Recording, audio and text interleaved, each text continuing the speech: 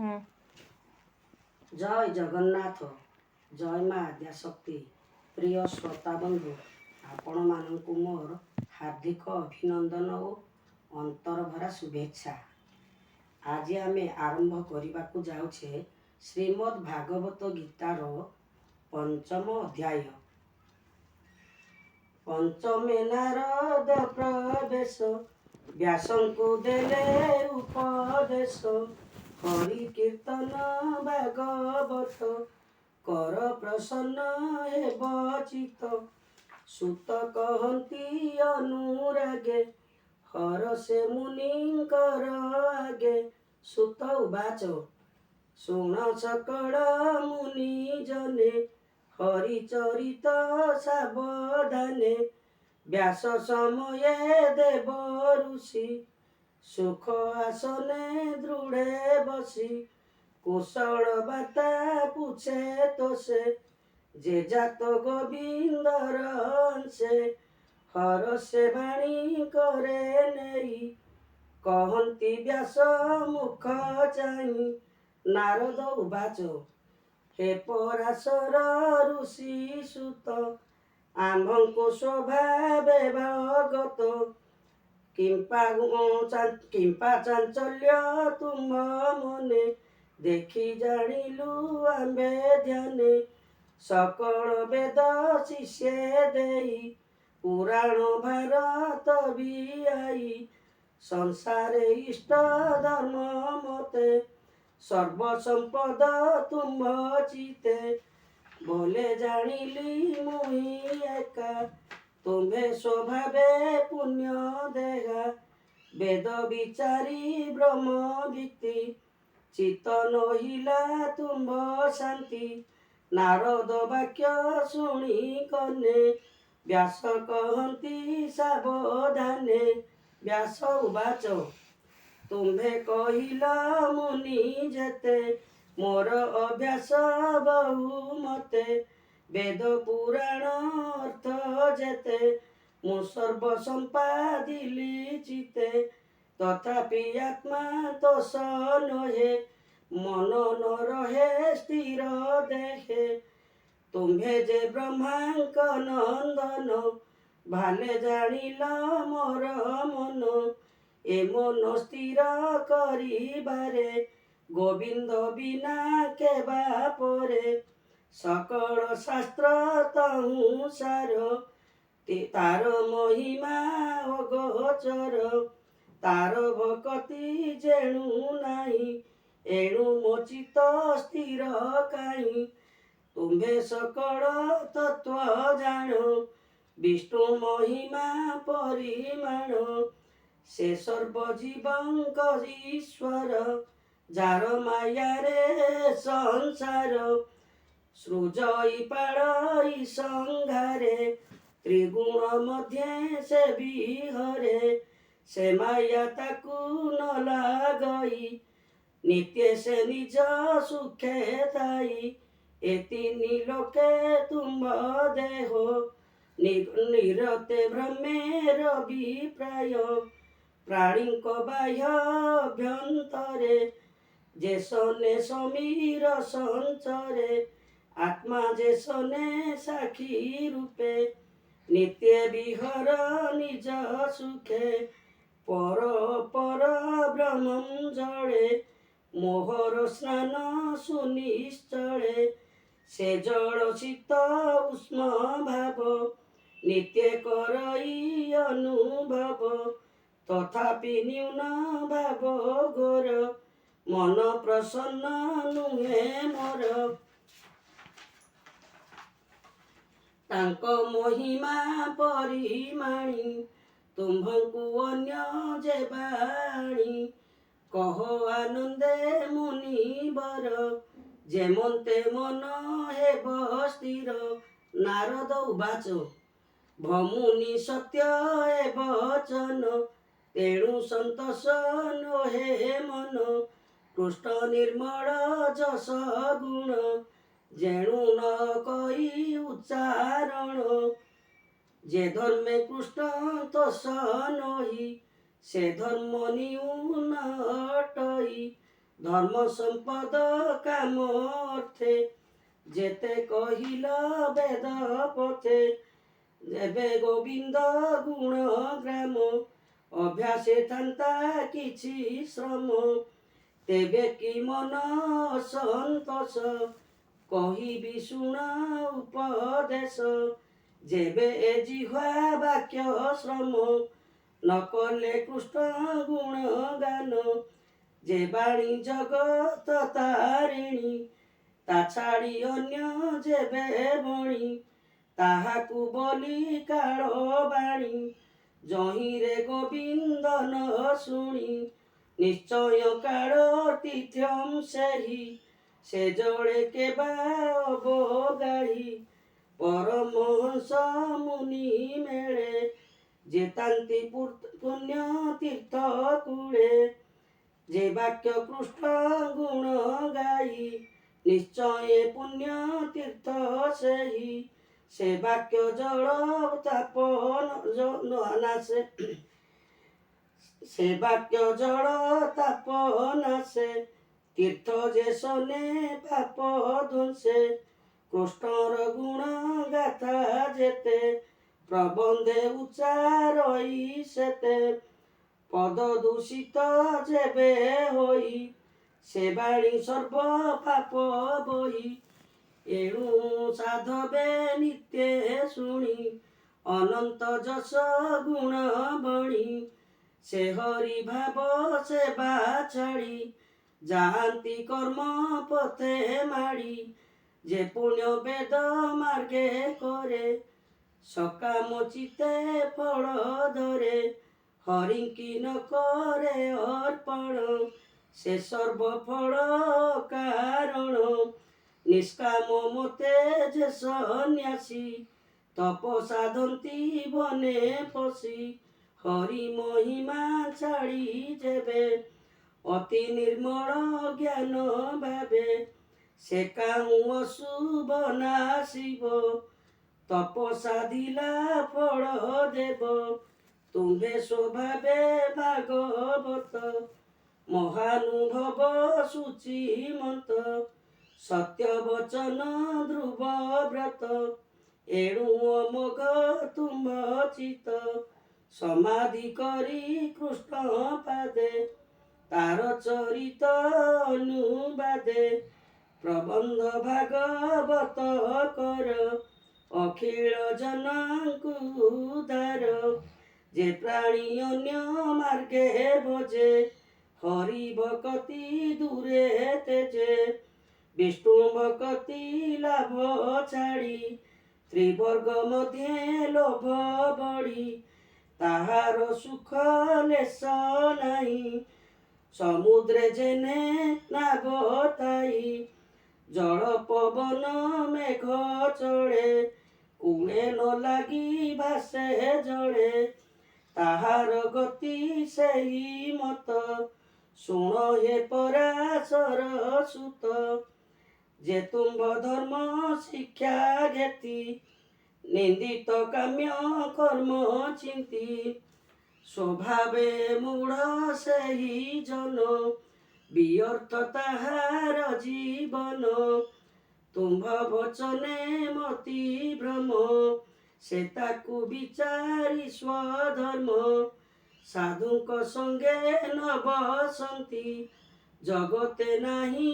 ତାଙ୍କ ଗତି ପାପ ଆଚରି ନର ଲୋକେ ଅନ୍ତେ ସେ ପଡ଼ନ୍ତି ନରକେ ତୁମ୍ଭେ ସ୍ୱଭାବେ ବିଚକ୍ଷଣ ଭାବ ଭାବ ଭଲେ ଜାଣ ଅନନ୍ତ ପାର ବିଷ୍ଣୁ କଥା ତୁମ୍ଭ ବର୍ଣ୍ଣନେ ସାମରଥା ନିବୃତ୍ତି ପ୍ରବୃତ୍ତି ଏ ଭାବେ ଯେମନ୍ତେ ପ୍ରାଣୀ ନିସ୍ତରିବେ ହରିଚରିତ ଦୀପ କର ଜନଙ୍କୁ ଅନ୍ଧାରୁ ଧର ଯେ ପ୍ରାଣୀ ନିଜ ଧର୍ମ ତେଜି ହରିଚରଣ ଦୃଢ଼େ ଭଜି ଭବୁ ମରଇ ଯେନେ ଦୁଃଖେ କେବେ ନ ପଡ଼େ ନରକେ ସ୍ୱଧର୍ମେ ଥାନ୍ତି ଯେ ବା ପ୍ରାଣୀ, ହରି ଭକତି ନ ପ୍ରମାଣୀ। ଅନ୍ତେ ତାହାର ଗତି ଯେବେ, କେ ଅନୁମାନି ପାରେ ଚିତେ। ଏବେ ହୋ ଶୁଣ ମୁନିବର, ପଣ୍ଡିତ ଜନଙ୍କ ବ୍ୟବହାର। କାଳର ବସେ ପୁଣ ପୁଣ, ଏ ଭବ ମଧ୍ୟରେ ଭ୍ରମଣ। ପୂର୍ବ ଅର୍ଜିତ କର୍ମ ବସେ, ଦୁଃଖ ସଦୃଶ ସୁଖ ଆସେ। ଏ ଅଧ ଊର୍ଦ୍ଧ୍ୱ ବେନି ପଥେ, ପ୍ରାଣୀଏ ଭ୍ରମନ୍ତି ନିରତେ। ଯେ ଲାଭ କେହି ନ ଲଭନ୍ତି, ସେ ଲାଭେ ଯାର ଚିତ୍ତ ଚିନ୍ତି। ଯେ ଅର୍ଥେ ଯତ୍ନ ନ କରନ୍ତି, ସଂସାରେ ପଣ୍ଡିତ ବୋଲାନ୍ତି। ତାହାଙ୍କ ମଧ୍ୟରେ ଜଣେ ଜଣେ, ଲୋଭିଲେ ସେ ଫଳ ଧାରଣେ। ସେ ଫଳ ପାଇ ସୁଖେ ଖାଇ, ଭ୍ରମଣେ ଶ୍ରମ ନ ଲାଗଇ। ଏଣୁ ମୁକୁନ୍ଦ ପାଦ ଗତେ, ଯେ ପ୍ରାଣୀ ଭଜନ୍ତି ନିରତେ। ମୁକୁନ୍ଦ ପାଦ ତାର ଗତି, ଅନ୍ୟର ପ୍ରାୟ ନ ଭ୍ରମନ୍ତି। କୃଷ୍ଣର ପାଦ ପଦ୍ମ ରସ, ନିରତେ କରନ୍ତି ଯେ ଗ୍ରାସ।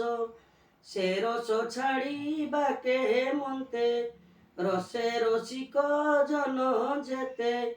ଈଶ୍ୱର ହେତୁ ଏ ସଂସାର, ସଂସାରୁ ଈଶ୍ୱର ବାହାର। ଯେଣୁ ଉତ୍ପତ୍ତି ସ୍ଥିତି ନାଶ, ଈଶ୍ୱରୁ ହୁଅଇ ପ୍ରକାଶ। ଏଣୁ ଲୀଳାକୁ କରିଅଛି, ପ୍ରାଣୀଙ୍କି ନହିବ ପ୍ରତ୍ୟକ୍ଷୀ। ଈଶ୍ୱର ଜୀବ ଏ ସଂସାର, ଏ ସର୍ବ ଏକଇ ପ୍ରକାର। ଏ ସର୍ବ ବ୍ରହ୍ମ ଭାବେ ଜାଣି, ବେଦରେ ଅଛି ପରିମାଣି। ତୁମ୍ଭେ ସର୍ବଜ୍ଞ ମୁନିବର, ତଥାପି କହିଲି ଯା ସାର।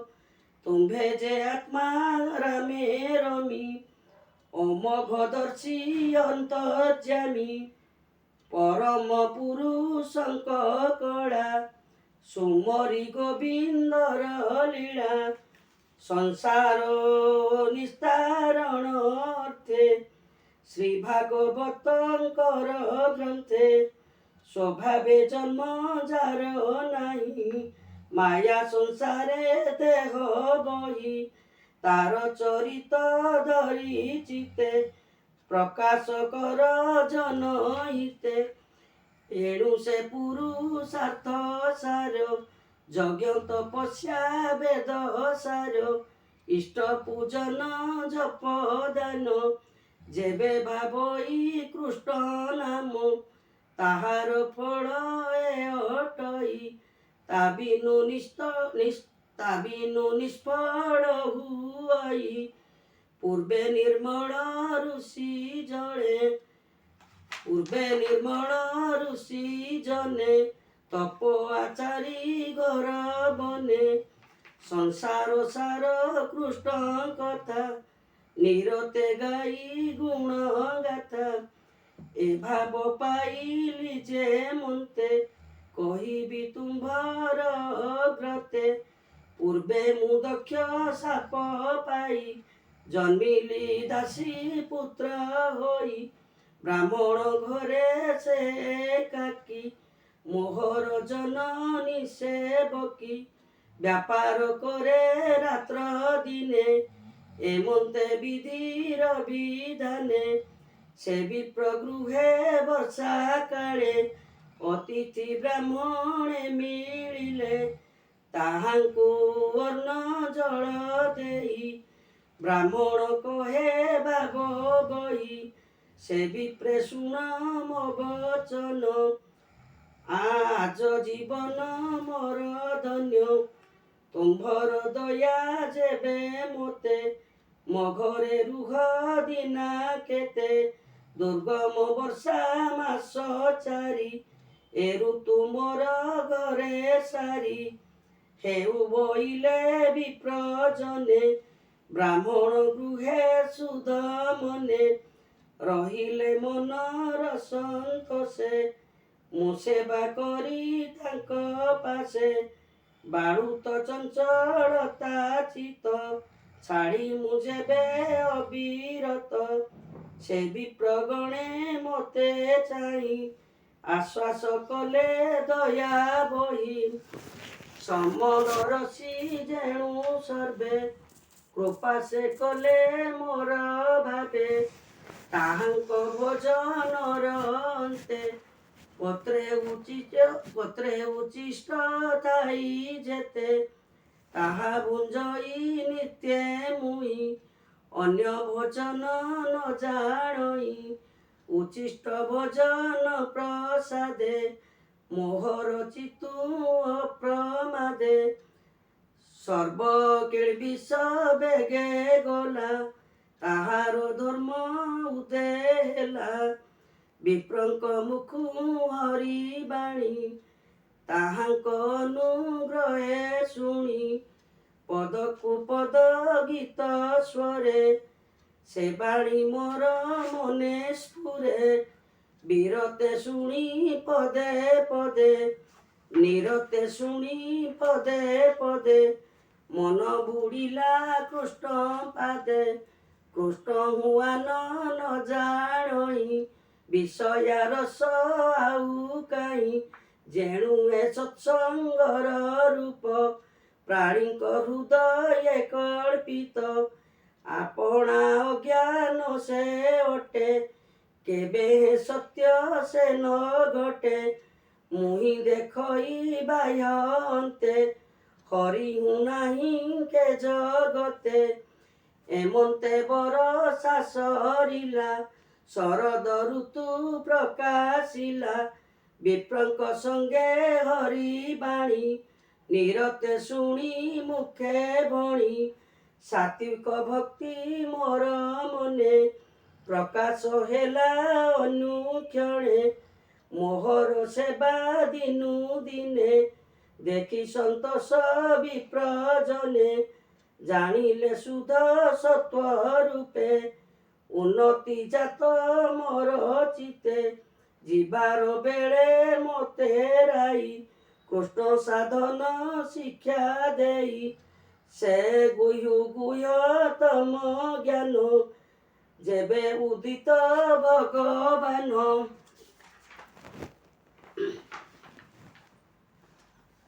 ସର୍ବ କହିଲେ ମୋର କନେ ଦାନବତ୍ସଳ ମୁନି ଜନେ ବିଷ୍ଣୁର ମାୟା ଅନୁଭବ ତେଣୁ ଜାଣିଲି ମୁହିଁ ସର୍ବ ଯେ ଭାବ ଭାବି ଅପ୍ରମତେ ପ୍ରାଣୀ ପଶନ୍ତି କୃଷ୍ଣ ପାଦେ କୃଷ୍ଣେ ଅର୍ପିତ ଏଣୁ କର୍ମ କଲେ ତୁଟଇ ଭବ ବ୍ରହ୍ମ ଆତ୍ମାରେ ଜ୍ଞାନ ପ୍ରକାଶଇ ତ୍ରିତାପମାନ କ୍ଷୟ ଯାଇ ଯାହା ଭୋଜନେ ବ୍ୟାଧି ଜାତ ତହୁଁ କେବେ ନୋହେ ଶାନ୍ତ ମିଶିଲେ ସେ ଅନ୍ୟ ଦ୍ରବ୍ୟରେ ତେବେ ବ୍ୟାଧିକୁ ନାଶ କରେ ଯେ କର୍ମ ସଂସାର କାରଣ ସେ ନୋହେ ତାହାର ବାରଣ ହେଲେ ଈଶ୍ୱରେ ସମର୍ପଣ ବିନା ସେ କର୍ମର ବନ୍ଧନ ଏଣୁ ଗୋବିନ୍ଦ ରସ ତେଜି ଯେବେ ବିଷୟ ରସେ ମଜି ସେ କାହିଁ ଡରିବ ସଂସାରେ ପଡ଼ଇ ଘୋର ଅନ୍ଧକାରେ ଏ ଭବ ମଧ୍ୟେ ଦେହ ଧରି ବିଷ୍ଣୁ ତ ଶଣେ କର୍ମ କରି ଭକତି ଯୋଗ ଜାତ ହୋଇ ଜ୍ଞାନ ଅଧୀନ ତାର ହୋଇ ଯେବେ ସକଳ କର୍ମ କରି ବିଷ୍ଣୁ ଅର୍ପଣ ମନେ ଧରି ବିଷ୍ଣୁର ଯେତେ ଗୁଣ ଗ୍ରାମ ଜଗତେ ଅଛି ଯେତେ ନାମ ମୁଖେ ଉଚ୍ଚାରି ମନେ ସ୍ମରି ସେ ଭକ୍ତି ଯୋଗେ ଅଧିକାରୀ ଅରୂପ ବ୍ରହ୍ମ ମନେ ସ୍ମରି ଯେ ଚିତେ ତାଙ୍କ ନାମ ଧରି ଶ୍ରୀ ବାସୁଦେବ ଯେ ପ୍ରଦ୍ୟୁମ୍ନ ଯେ ଅନିରୁଦ୍ଧ ସଂକର୍ଷଣ ମନ୍ତ୍ର ଉଚ୍ଚାରି ମୂର୍ତ୍ତି କରି ପୂଜା କରନ୍ତି ଭକ୍ତି ଭରି ସେନ ପଡ଼ନ୍ତି ମାୟା ମୋହେ ଅନ୍ତେ ପଶନ୍ତି କୃଷ୍ଣ ଦେହେ ଏମନ୍ତେ ସାଧୁ ସଙ୍ଗ ପଡ଼େ କୃଷ୍ଣର ଗତି ଯୋଗ ବଳେ କୃଷ୍ଣ ଭକତି ଯୋଗ ବଳେ ସେ ହରି ମତେ ଜ୍ଞାନ ଦେଲା ଅଶେଷ ଦୁଃଖ ପାର କଲା ଏବେ ହୋ ଶୁଣ ମୁନିବର ହରି ଚରଣେ ମନ ଧର କୃଷ୍ଣର ନାମ ଯଶ ଯେତେ ପ୍ରାଣୀଙ୍କି କହ ଭାଗବତେ ଯେଣେ ପଣ୍ଡିତ ଜନଙ୍କର ଅବୋଧ କର୍ମ ଜୀବ ଦୂର ବିଷୟ ଦୁଃଖୀ ପ୍ରାଣୀଙ୍କର ଅନ୍ୟଥା ଗତି ନାହିଁ ତାର ସେ ଏବେ ଭାଗବତ ଶୁଣି ତରିବେ ଭବ ତରଙ୍ଗିଣୀ ଏମନ୍ତ ବ୍ୟାସ ଆକେ କହି ବୀଣା ବଢ଼ାଇ କୃଷ୍ଣ ଗାଇ ସେ ମୁନିବର ପାଦ ଯୁଗେ ସୁଜନେ ନମ ଅନୁରାଗେ ହୋଇବ ଭଗବତ ଦାସ କହଇ ଜଗନ୍ନାଥ ଦାସ। ଇତି ଶ୍ରୀମଦ୍ ଭାଗବତେ ମହାପୁରାଣେ ପାରମହଂସ୍ୟାଂ ସଂହିତାୟାଂ ପ୍ରଥମ ସ୍କନ୍ଧେ ବ୍ୟାସ ନାରଦ ସଂବାଦେ ନାମ ପଞ୍ଚମୋଧ୍ୟାୟ।